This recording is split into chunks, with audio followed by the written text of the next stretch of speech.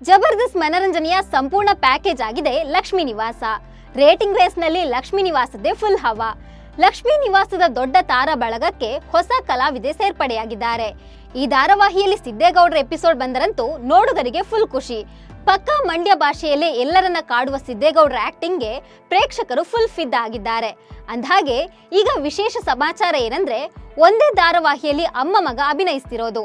ಅಭಿನಯದಲ್ಲಿ ಗತ್ತಿನ ಡೈಲಾಗ್ಗಳ ಗಮ್ಮತ್ತಿನಿಂದ ವೀಕ್ಷಕರ ಮನಸ್ಸು ಗೆದ್ದಿರೋ ಸಿದ್ದೇಗೌಡರ ಜೊತೆ ಈಗ ಅವರ ತಾಯಿ ಕೂಡ ಲಕ್ಷ್ಮೀ ನಿವಾಸ ಕುಟುಂಬಕ್ಕೆ ಕಾಲಿಟ್ಟಿದ್ದಾರೆ.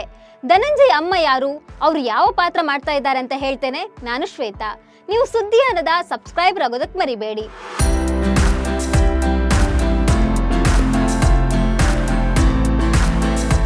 ಲಕ್ಷ್ಮೀ ನಿವಾಸ ಸೀರಿಯಲ್ನಲ್ಲಿ ಸಿದ್ದೇಗೌಡರಿಗೆ ಮಹಿಳಾ ಅಭಿಮಾನಿಗಳೇ ಜಾಸ್ತಿ.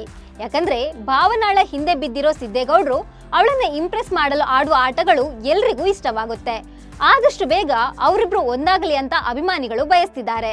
ಅದರಲ್ಲೂ ಸಿದ್ದೇಗೌಡರ ಸ್ಟೈಲ್ ಹಾಗೂ ಅವರ ಡೈಲಾಗ್ಗಳಂತೂ ಎಲ್ರಿಗೂ ಇಷ್ಟವಾಗುತ್ತೆ. ಇದೀಗ ಈ ಸೀರಿಯಲ್ಗೆ ಕೆಲ ಹೊಸ ಪಾತ್ರಗಳು ಎಂಟ್ರಿ ಆಗಿವೆ. ಮಾತು ಬಾರದ, ಕಿವಿ ಕೇಳದ ವೆಂಕಿ, ಚೆಲುವಿ, ಕಣ್ಣು ಕಾಣದ ಚೆಲುವಿಯ ತಾಯಿ, ಈ 3 ಪಾತ್ರಗಳು ಧಾರಾವಾಹಿಗೆ ಸೇರ್ಪಡೆಯಾಗುತ್ತಿದ್ದಂತೆ ವೀಕ್ಷಕರ ಮನಗೆದ್ದಿವೆ. ಮಾತು ಬಾರದ ವೆಂಕಿ ಲೈಫ್ನಲ್ಲಿ ಪ್ರೇಮದ ತಂಗಾಳಿ ಬೀಸಲಾರಂಭಿಸಿದೆ. ವೆಂಕಿ ಚೆಲುವಿ ಲವ್ ಸ್ಟೋರಿ ಶುರುವಾಗಿದೆ. ಕಣ್ಣು ಕಾಣದ ತಾಯಿಯನ್ನ ನೋಡಿಕೊಳ್ತಾ ಗಟ್ಟಿಯಾಗಿ ಜೀವನ ಸಾಗಿಸ್ತಿರೋ ಚೆಲುವಿ ಮೇಲೆ ವೆಂಕಿ ನೋಟ ಬಿದ್ದಿದೆ. ಆದ್ರೆ ಚೆಲುವಿ ಮಾತ್ರ ವೆಂಕಿಯನ್ನ ತಪ್ಪಾಗಿ ಭಾವಿಸಿದ್ದಾಳೆ. ಮುಂದೆ ಈ ಮುನಿಸು ಜಗಳ ಪ್ರೀತಿ ಪ್ರೇಮದ ತಿರುವು ಪಡ್ಕೊಳ್ಳಲಿದೆ. ಇನ್ನು ಚೆಲುವಿಯ ಕಣ್ಣು ಕಾಣದ ತಾಯಿ ಪಾತ್ರ ಮಾಡ್ತಿರೋದು ಬೇರೆ ಯಾರು ಅಲ್ಲ, ಸಿದ್ದೇಗೌಡರು ಅಂದ್ರೆ ಧನಂಜಯ್ ಅವರ ಸ್ವಂತ ತಾಯಿ, ಹಿರಿಯ ನಟಿ ಅನ್ನಪೂರ್ಣ. ಕೆಲವು ವರ್ಷಗಳಿಂದ ಇಂಡಸ್ಟ್ರಿಯಲ್ಲಿರೋ ಹಿರಿಯ ಕಲಾವಿದೆ ಅನ್ನಪೂರ್ಣ ಅವರು ನೂರಾರು ಧಾರಾವಾಹಿಗಳಲ್ಲಿ ಅಭಿನಯಿಸಿದ್ದಾರೆ. ಇವರಿಗೆ 2 ಮಕ್ಕಳಿದ್ದು, ಮಗಳು ಮಹಾಲಕ್ಷ್ಮಿ ಮಾಡೆಲ್, ನಟಿ ಕೂಡ ಹೌದು.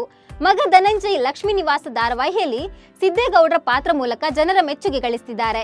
ಈಗ ಅನ್ನಪೂರ್ಣ ಅವರು ಮಗನ ಜೊತೆ ಅಭಿನಯದ ಇನ್ನಿಂಗ್ಸ್ ಶುರು ಮಾಡಿದ್ದಾರೆ. ವೆಂಕಿ ಚೆಲುವಿ ಲವ್ ಸ್ಟೋರಿ ಜೊತೆಗೆ ಅಮ್ಮ ಮಗ ಒಂದೇ ಸೀರಿಯಲ್ನಲ್ಲಿ ಅಭಿನಯಿಸುವ ಅವಕಾಶ ಸಿಕ್ಕಿದೆ. ಈ ಭಾಗ್ಯ ಯಾರಿಗುಂಟು ಯಾರಿಗಿಲ್ಲ ಅಲ್ವಾ? ಒಟ್ಟಿನಲ್ಲಿ ಲಕ್ಷ್ಮೀ ನಿವಾಸ ಧಾರಾವಾಹಿಯು ವೀಕ್ಷಕರಿಗೆ ಭರಪೂರ ಮನರಂಜನೆ ನೀಡ್ತಿರುವುದಂತೂ ಸುಳ್ಳಲ್ಲ. ನಮಸ್ಕಾರ.